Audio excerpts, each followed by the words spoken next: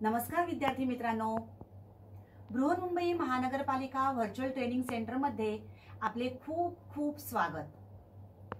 कोविड-19च्या या सद्यस्थितीत आपल्या शाळा बंद असल्या तरी आपले ऑनलाईन शिक्षण चालूच आहे आणि गेले वर्षभर आपण हा ऑनलाईन अभ्यास करत आहोत। त्याचसाठी आपली शिक्षणाची गती कमी होऊ नये म्हणून बृहन्मुंबई महानगरपालिका व्हर्च्युअल ट्रेनिंग सेंटरच्या माध्यमातून काही व्हिडिओंची निर्मिती करण्यात आलेली आहे। मी निलिमा कदम, आपली व्हर्च्युअल शिक्षिका। आजचा घटक आपण बघणार आहोत।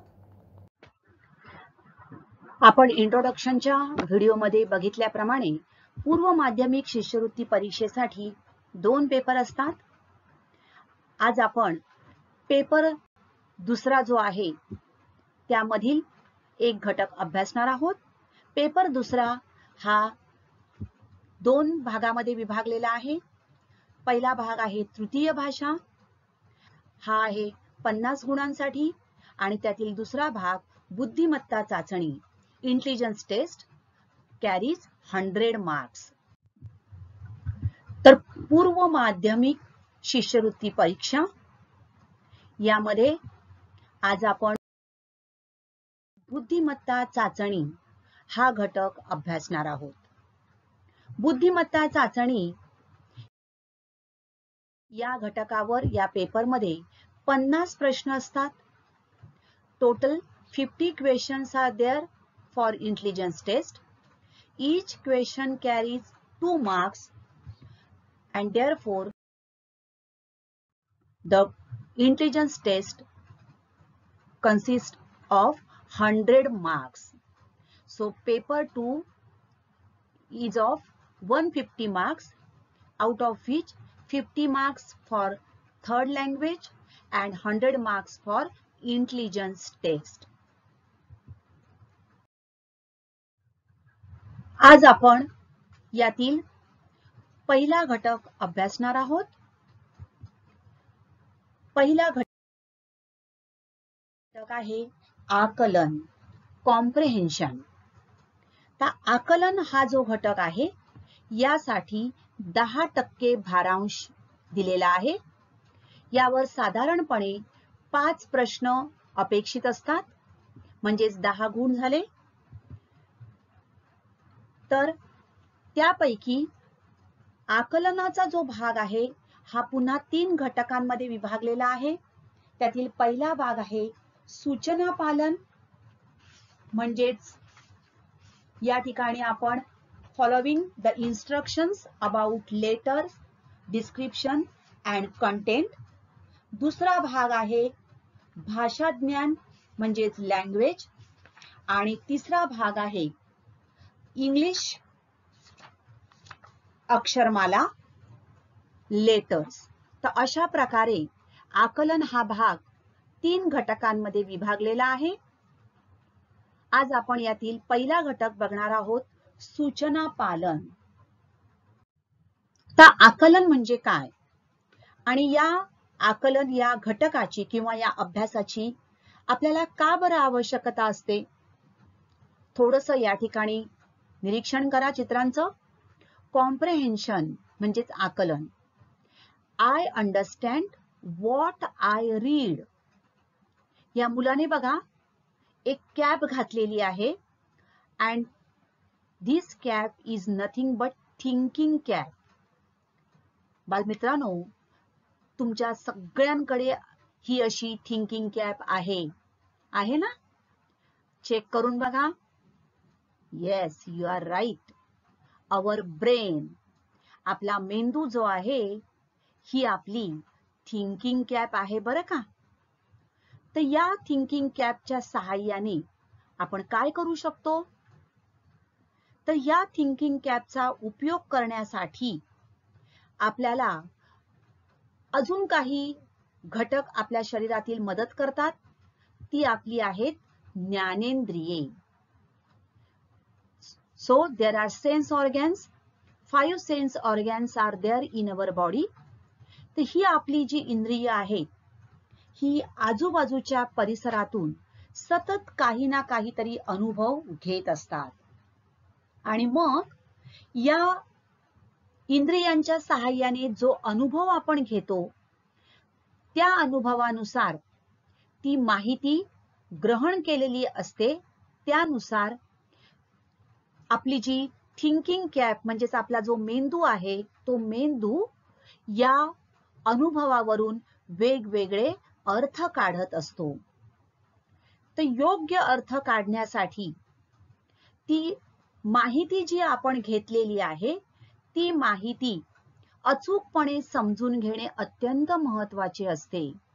म्हणजे आपण जो अनुभव घेतो, इंद्रियामार्फत जो आपण अनुभव घेतो तो अनुभव आपल्या मेंदूपर्यंत आपण पोहोचवतो आणि त्या ग्रहण केलेल्या माहितीनुसार मेंदू वेगवेगळे अर्थ काढतो.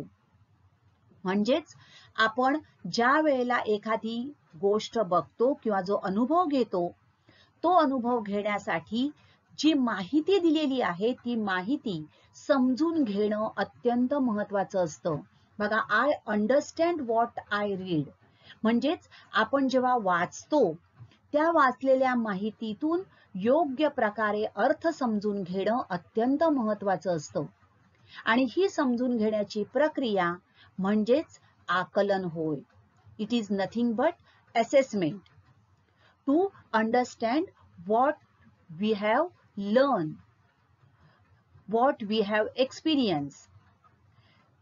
आता हे आकलन करण्यामध्ये जर आपली चूक झाली तर मेंदू जो काही अर्थ काढणार आहे किंवा जो निष्कर्ष काढणार आहे त्या चूक होण्याची शक्यता असते आणि त्यामुळे आपल्या मेंदूने आपल्याला जो काही संदेश दिला जातो त्यानुसार आपण निर्णय घेत असतो. परिणामी जर आपलं आकलन करून आपण जी माहिती दिलेली आहे ती माहिती चुकीची असेल तर मेंदूने दिलेली निष्कर्ष किंवा जो मेंदूने काढलेला अर्थ आहे तो सुद्धा चुकीचा ठरू शकतो आणि त्यामुळे निर्णयही चुकण्याची शक्यता असते. आणि म्हणूनच आकलन हे अत्यंत महत्त्वाचं आहे. तर थोडक्यात आकलन शक्ती म्हणजेच कुठलीही गोष्ट समजण्याची, कळण्याची क्षमता होय. तर ज्ञान संपादन करण्याची ही जी क्षमता आहे म्हणजेच ही जी थिंकिंग कॅप आहे ही आपल्या सर्वांकडे आहे. सगळ्यांकडे ती सारखी नसते, सगळ्यांकडे आहे पण ती सगळ्यांकडे सारखी नसते आणि म्हणूनच आकलन क्षमता तपासणारे प्रश्न या घटकामध्ये विचारले जातात. अगदी थोड्या वेळात आपल्या आकलन शक्तीद्वारे अशा स्वरूपाच्या प्रश्नांचे उत्तर आपल्याला लिहायचे आहेत आणि म्हणून प्रश्नात दिलेली जी माहिती आहे, ज्या सूचना आहेत त्याचं योग्य आकलन करून योग्य कृती करून उत्तरापर्यंत पोहोचणं अपेक्षित असतं. म्हणजेच आपण जेव्हा एखादा प्रश्न वाचतो त्या प्रश्नाचं ॲनालिसिस करणं आवश्यक असतं आणि त्यानंतर त्या प्रश्नाचं इव्हॅल्युएशन करणं आवश्यक असतं. तरच आपण घेतलेले जी उत्तरं काढलेली असतात ती कमी वेळात अचूकपणे आपण काढू शकतो. आणि यासाठी आपल्याला प्रश्नांमध्ये दिलेल्या सूचना नीट व बारकाईने वाचून त्याप्रमाणे योग्य त्या कृतीचा अवलंब करणं अत्यंत आवश्यक असतं. So it is very important to understand this information to reach a right conclusion. So comprehension is nothing but the process of understanding.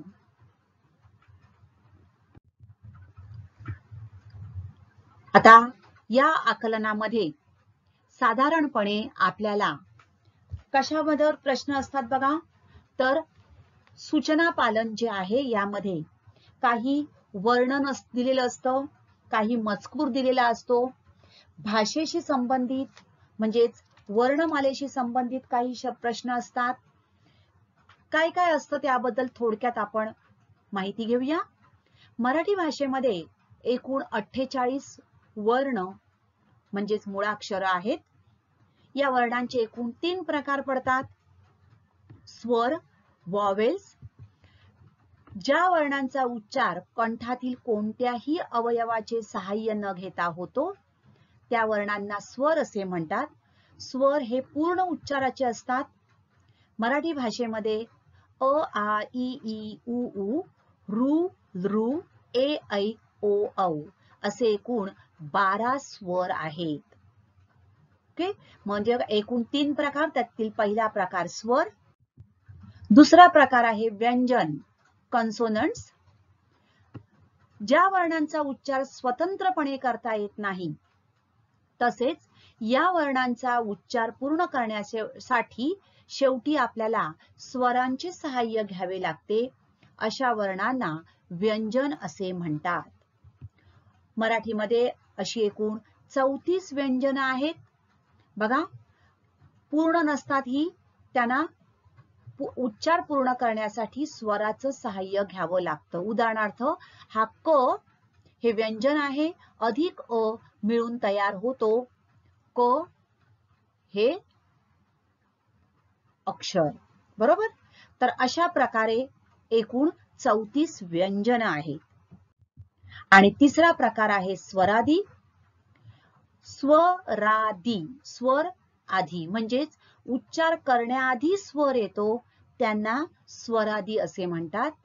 तर मराठीमध्ये असलेली स्वरादी म्हणजेच अनुस्वार आणि आहा विसर्ग हे 2 स्वरादी आहेत.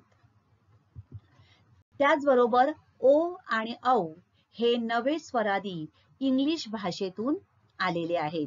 उदाहरणार्थ बॅट किंवा बॉल हे. त्यानंतर जोडाक्षर. या आकलनाच्या सूचना पालन या भागामध्ये आपल्याला जोडाक्षरांचा पण अभ्यास करावा लागतो. त्यावर आधारित काही प्रश्न असतात. ज्या अक्षरात 2 किंवा अधिक व्यंजने एकत्र येऊन शेवटी त्यात एक स्वर मिसळतो त्यास जोडाक्षर असे म्हणतात. संयुक्त व्यंजन क्ष आणि ज्ञ हे मूलध्वनी नसून संयुक्त व्यंजने आहेत. आता क्ष म्हणजेच काय, तर क अधिक श अधिक अ. ओके, तर 2 व्यंजने आणि शेवटी स्वर आला तर क्ष हे सुद्धा झालं जोडाक्षर. ज्ञ तर द अधिक न अधिक य अधिक अ मिळून तयार झाला ज्ञ. त्यानंतर अकारांत, आकारांत, इकारांत हे शब्द बघूया आपण. अकारांत शब्द. अकारांत शब्दांच्या शेवटी काना, मात्रा, वेलांटी, उकार हे काहीच येत नाही. उदाहरणार्थ भारत, विमल, शरद, सोबत, पंकज. शेवटी काय आहे बघा, काना मात्रा काहीच नाहीये, फक्त विमल म्हणजेच अ हा स्वर आहे. ओके, तर हे झाले अकारांत शब्द. शेवटी काना मात्रा वेलांटी काहीही येत नाही. आकारांत म्हणजे शब्दाचा शेवट कान्याने होतो, शेवटी आ हा स्वर असतो. उदाहरणार्थ मामा, काका, कमला, गण्या, विशाखा इत्यादी. एकारांत म्हणजे शब्दाचे शेवटचे अक्षर ए या स्वराने होते.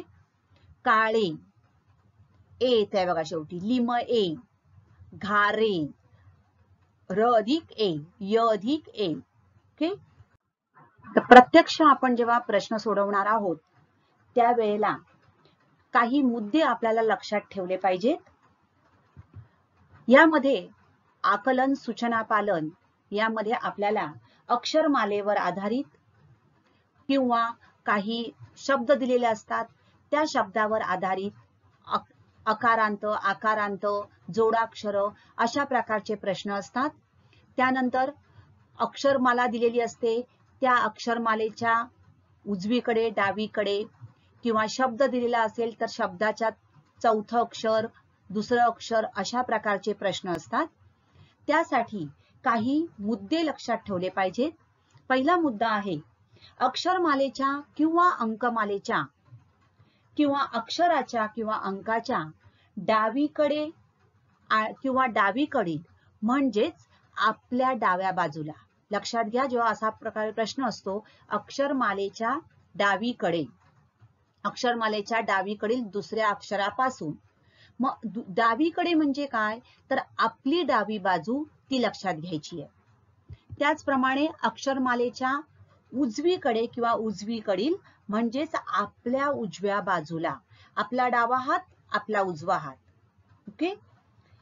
त्यानंतर ज्यावेळी प्रश्नामध्ये डावीकडून किंवा उजवीकडून असा उल्लेख नसेल, काही उल्लेख केलेला नसेल, त्यावेळी डावीकडून असंच गृहीत धरायचं आहे आणि प्रश्न आपण सोडवणार आहोत. अत्यंत महत्त्वाचं लक्षात ठेवा, ज्यावेळी प्रश्नात डावीकडून किंवा उजवीकडून असा उल्लेखच नसेल, त्यावेळी डावीकडून हे गृहीत धरून तो प्रश्न सोडवायचा आहे. प्रश्नामध्ये जेव्हा अक्षरापासून असा उल्लेख असतो, त्यावेळेला मोजताना त्या अक्षराचा क्रमांक 1 धरावा. बघा, अक्षरापासून असा उल्लेख असेल तर त्या अक्षराचा क्रमांक 1 धरावा, म्हणजेच ते अक्षर धरून मोजावे. अक्षराच्या उजवीकडे किंवा डावीकडे असा उल्लेख असल्यास संबंधित बाजूला त्या अक्षराच्या पुढील किंवा मागील लगतच्या अक्षराचा क्रमांक 1 धरावा. बघा, अक्षराच्या उजवीकडे किंवा डावीकडे असं जेव्हा असेल त्यावेळेला काय करायचं, त्याच्या म्हणजे उजवीकडे असेल तर पुढील येणार, तर पुढील अक्षराचा क्रमांक आपल्याला 1 धरायचा आहे. 2 अक्षरांच्या दरम्यान म्हणजेच काय, तर ती 2 अक्षरं वगळून त्यांच्यामध्ये असणारी सर्व अक्षरे, आणि एका अक्षरापासून दुसऱ्या अक्षरापर्यंत म्हणजे ती 2 अक्षरे धरून मधली सर्व अक्षरे. अत्यंत महत्वाचे आहे बघा, 2 अक्षरांच्या दरम्यान म्हणजे ती 2 अक्षरं वगळून त्यांच्यामध्ये असणारी सर्व अक्षरे, आणि एका अक्षरापासून दुसऱ्या अक्षरापर्यंत म्हणजे ती दोन्ही अक्षरं धरून मधली सर्व अक्षरे. तर हे अत्यंत महत्वाचे काही मुद्दे आहेत. त्यानंतर अक्षरमालेच्या डावीकडून आणि उजवीकडे असं जेव्हा म्हटलं जातं त्यावेळेला अक्षरे किंवा अंक ते आपण नीट बघायचे आहेत. त्यानंतर आधीचे अक्षर म्हणजेच डावीकडचे अक्षर आणि नंतरचे अक्षर किंवा नंतरचे अंक म्हणजेच उजवीकडची अक्षरे किंवा उजवीकडचे अंक. तर या काही महत्वाच्या सूचना सुरुवातीला आपण लक्षात ठेवायच्या आहेत. आपण प्रश्न आता बघणार आहोत. कशा प्रकारचे प्रश्न असतात, विविध प्रकारचे प्रश्न आपण अभ्यासूया. त्या अगोदर ज्या सूचना मी तुम्हाला सांगितलेल्या आहेत, अक्षरमाला किंवा वाक्य, तर त्याचं वाचन हे अत्यंत महत्वाचं आहे.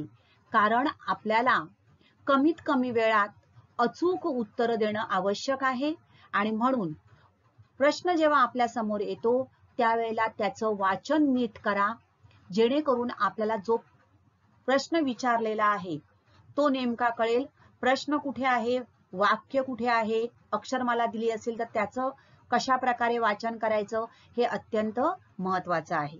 पहिला प्रश्न, तस्सच्या तस्स गाण्यासाठी मला जवळजवळ 8 दिवस लागले. या वाक्यात किती अकारांत अक्षरे आहे? बघा, प्रश्न काय विचारलाय, अकारांत अक्षरे. ओके, वाक्य आपल्याकडे आहे तस्सच्या तस्स आणि लागले इथपर्यंत. अकारांत अक्षरे, आपल्याला अक्षर काढायची आहेत, शब्द नाही. म्हणून मी सांगितलं की सूचना काय आहे हे लक्षात घेणं अत्यंत महत्वाचं आहे. ओके, बघा किती आहेत या ठिकाणी, 2, 2, 4, त्यानंतर 5, ही 6 आणि 5 11, 12, 13, 14 आणि 15, म्हणजे एकूण किती अक्षर आहेत? 15. पर्याय क्रमांक 1. ओके, बघा या ठिकाणी शब्द आणि अक्षर यामध्ये अत्यंत महत्वाचं आहे. आणि जर या ठिकाणी शब्द विचारले असतील तर किती आले असते? हा एक बघा तसं 8 आणि दिवस हे शब्द झाले, अकारांत शब्द, इथे अकारांत अक्षरे. ट्रक, टॅक्सी व रेल्वे यापैकी आपण कोणत्या वाहनाने प्रवास करता? या वाक्यात किती जोडाक्षर युक्त शब्द आलेले आहे? आता जोडाक्षर कोणकोणते आहेत बघा. ट्र, त्यानंतर सी, तर त्या हे आपण बघितलंय स्वरादी आहे, ते जोडाक्षर नाही. तर ट्र, सी, ल्वे, रेल्वे मधला ल्वे, त्यानंतर कोणत्या आणि प्र, म्हणजे एकूण किती आले जोडाक्षर युक्त शब्द? तर एक ट्रक मध्ये आहे या ठिकाणी 2, हा एक 3, हा एक 4 आणि हा एक 5, म्हणजेच एकूण 5 जे शब्द आहेत हे जोडाक्षर युक्त आहेत. पुढचा प्रश्न, जुने जाणते लोक पट्टीचे लेझीम खेळणारे होते, पण मला लेझीम खेळता येत नसे. या वाक्यात एकारांत अक्षरे किती आहेत? एकारांत अक्षरे. ओके, आता एकारांत म्हणजे काय असणारा? ए असणारे. कोणकोणती आहेत बघा. ने, ते, त्यानंतर चे, ले, खे, रे, ते, एकूण मोजा किती आहेत सगळी? बघा 1, 2, 3, 4, 5, 6, 7, 8, 9 आणि 10. किती आहेत एकूण?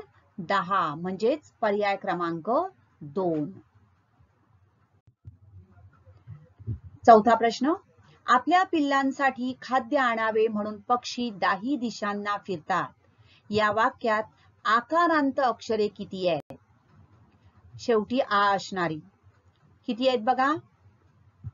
आ, ल्या, ला, सा, खा, आ, ना, दा, शा, ना आणि ता, म्हणजेच एकूण किती आहेत मोजून घ्या. किती आहेत? 11. पर्याय क्रमांक 3. सकाळ सरत आली तशी घरातील गर्दी गडबड कमी कमी होऊ लागली. या वाक्यात किती अक्षरी शब्दांची संख्या सर्वात जास्त आहे? पर्याय बघा. 4 अक्षरी, 3 अक्षरी, सर्व अक्षरी समान, 2 अक्षरी. आता सर्व अक्षरी समान तर नाहीच आहेत, आपल्याला लक्षात येत आहे बघा. मग आता 4 अक्षरी दिसतात आपल्याला, 3 आहेत, घरातील गडबड आणि कमी कमी. मग 3 आणि 2 अक्षरीच आपल्याला बघावे लागतील. 3 अक्षरी किती आहेत बघा. 1, 2 आणि लागली किती आहेत? 3. बरोबर. सकाळ, सरत आणि लागली 3 अक्षरी शब्द आहेत. 3 आणि 2 अक्षरी किती आहेत बघा. 1, 2, 3, 4. 2 अक्षरी आहेत 4.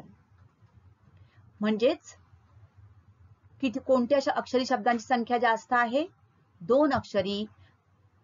पर्याय क्रमांक 4. कोणतं आलं? पर्याय क्रमांक 4. 2 अक्षरी शब्द जास्त आहेत. पुढचा प्रश्न बघा आता कसा आहे. या ठिकाणी आपल्याला एक अंकमाला दिलेली आहे. 1 ला टाळी, 3 ला पळा, 5 ला थांबा, 7 ला बसा. याप्रमाणे सरांनी मुलांना सूचना दिल्या. सूचनांचे निरीक्षण करून बसण्यापूर्वी टाळी वाजविली असे किती वेळा झाले आहे? बघा सूचना काय सांगितलेत. 1, 3, 5 आणि 7 असे अंक बोलल्याप्रमाणे मुलांनी त्या क्रिया करायच्या आहेत. काय सांगितलंय? बसण्यापूर्वी टाळी. टाळी कितीला वाजवणार आहे? 1 ला. कसा प्रश्न बघायचा बघा. काय विचारलंय? बसण्यापूर्वी टाळी किती वेळा वाजवली असं झालं आहे. मग आता बसणे आणि टाळी हे दोनच क्रिया आपल्याला लक्षात घ्यायच्या आहेत, बरोबर.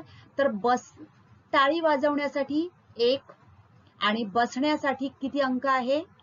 7. तर बसण्यापूर्वी टाळी म्हणजेच 7च्या पूर्वी 1 किती वेळा आला आहे हे आपल्याला शोधावं लागेल. बघा प्रश्न कसा अर्थ लक्षात घ्यायचा आहे. काय बघितलं आपण? बसण्यासाठी 7, बसण्यापूर्वी टाळी वाजवली आहे म्हणजे 7च्या पूर्वी 1 किती वेळा आला आहे ते आपल्याला बघावं लागेल. किती वेळा आलाय बघा? 7च्या पूर्वी 1 किती वेळा आला बघावं लागेल. तर बघा 7च्या पूर्वी 1, आणखीन या ठिकाणी, आणखीन या ठिकाणी, इथे आणि इथे, म्हणजे 7च्या पूर्वी 1 किती वेळा आलाय दिसतोय बघा तुम्हाला? या ठिकाणी आपल्याला दिसतोय 1 2 3 4 5, म्हणजे 7च्या पूर्वी 1 म्हणजे बसण्यापूर्वी टाळी वाजवली असं 5 वेळा झालेलं आहे. म्हणजेच उत्तर आलं पर्याय क्रमांक 2. ओके. जाऊ तिथे खाऊ आम्ही सर्व भाऊ भाऊ या वाक्यात अनुक्रमे इकारांत व उकारांत शब्द किती आहेत? बघा अनुक्रमे हा शब्द या ठिकाणी महत्वाचा आहे. अनुक्रमे इकारांत व उकारांत म्हणजेच पहिला इकारांत शब्द आपण लिहिले पाहिजेत आकडा आणि नंतर उकारांत. मग इकारांत किती आहेत? मोठा ई असणारे आम्ही 1 आहे आणि उकारांत किती आहेत बघा? जाऊ, खाऊ, भाऊ, भाऊ, एकूण किती आहे? 4. म्हणजेच अनुक्रमे लिहिताना आपल्याला लिहावं लागेल 1 आणि 4. पर्याय क्रमांक 2.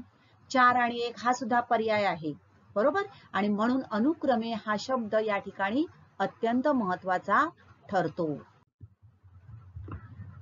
जर क बरोबर 2, ख बरोबर 4, ग बरोबर 6, घ बरोबर 8 आणि म बरोबर 10 याप्रमाणे वर्णमालेतील अक्षरांना दर्शवल्यास जड हा शब्द पुढीलपैकी कोणत्या संख्येने दर्शवता येईल? तर काय केलंय बघा, ही वर्णमाला आहे, समसंख्या दिलेल्या आहेत क ख ग घ ङ याप्रमाणे. आता जड, ज किती अक्षर अंकावर आहे बघा? 5 3 8, बरोबर. 2 4 6 8 10 12 14 16 म्हणजे 8 दुने 16. आता 16 असले 2 परत पर्याय दिसतात आपल्याला, त्यामुळे ड बघावं लागणार. ड किती अंकावर आहे? 10 11 12 13, 13 दुने 26 म्हणजेच पर्याय क्रमांक 3 16 आणि 26, 16 26 या संख्येने जड हा शब्द दर्शवता येईल. कशी विविधता आहे बघा प्रश्नांमध्ये. पुढचा प्रश्न, अथांग पसरलेला रत्नाकर आणि अनंत विस्तारलेलं अवकाश नेहमीच आपल्या क्षुद्रपणाची जाणीव करून देतं मला. या वाक्यात 3 अक्षरी शब्दांची संख्या 5 अक्षरी शब्दांच्या संख्येपेक्षा कितीने कमी किंवा जास्त आहे? प्रश्न बघा, हे या ठिकाणी हे वाक्य झालं. 3 अक्षरी शब्दांची संख्या 5 अक्षरी शब्दांच्या संख्येपेक्षा कोणाबरोबर तुलना करायची आहे? 3 अक्षरांची तुलना आपल्याला 5 अक्षर शब्दांबरोबर करायची आहे. हेच महत्वाचं आहे. ओके. मग 3 अक्षरी शब्द किती आहेत मोजून घ्या. किती आहेत बघा? अथांग, अनंत, आपल्या, जाणीव आणि करून. किती आहेत? 1 2 3 4 5. ओके. 3 अक्षरी शब्द आहेत 5. आता 5 अक्षरी शब्द 1 2 आणि 3. 5 अक्षरी शब्द किती आहेत? 3. प्रश्न काय आहे? 3 अक्षरी शब्दांची संख्या 5 अक्षरी शब्दांच्या संख्येपेक्षा कितीने कमी किंवा जास्त आहे? काय आहेत? 3 अक्षरी शब्द जास्त आहेत. कितीने जास्त आहेत? हे आहेत 5 आणि हे 3. फरक किती आहे? 2. म्हणजेच 2 ने जास्त आहे. पर्याय क्रमांक 3. ओके. बघा 2 ने कमी हा सुद्धा पर्याय आहे. त्यामुळे आपल्याला काळजीपूर्वक प्रश्न समजून घेणं आवश्यक आहे. शिवपूर्वकालीन या शब्दातील उजवीकडून तिसऱ्या अक्षराच्या डावीकडील चौथ्या अक्षराच्या उजवीकडील दुसरे अक्षर कोणते? बघा, म्हणून मी सांगितलं की आकलन याच्यामध्ये सूचना पालन, सूचना काय दिलेल्या आहेत त्या महत्वाच्या आहेत. शब्द बघा एकच आहे, शिवपूर्वकालीन. बरोबर. आता काय सांगितलेलं आहे, उजवीकडून म्हणजेच आपल्याला तो पहिला उजवीकडून म्हणजे आपण आपली उजवी बाजू. बरोबर. त्या ठिकाणी सुरुवात करणार म्हणजे त्या अक्षराला आपण 1 देणार. बरोबर. उजवीकडून म्हटलंय म्हणजेच ते अक्षर आपण क्रमांक 1 पकडणार आहोत उजवीकडून. मग आपण नंबर देणार आहोत 1 2 3 4 5 6 7. 7 अक्षर आहेत या शब्दात. तिसऱ्या अक्षराच्या, तिसरं अक्षर कोणतं आहे? का. तिसऱ्या अक्षराच्या डावीकडे म्हणजे डावीकडील चौथं अक्षर, तिसऱ्या अक्षराच्या डावीकडील चौथं अक्षर म्हणजे झालं शी. याच्या उजवीकडील दुसरे अक्षर, उजवीकडे दुसरं 7 म्हणजे शीच्या उजवीकडे 2 1 2 काय आलं? पू. म्हणजेच पर्याय क्रमांक किती आला?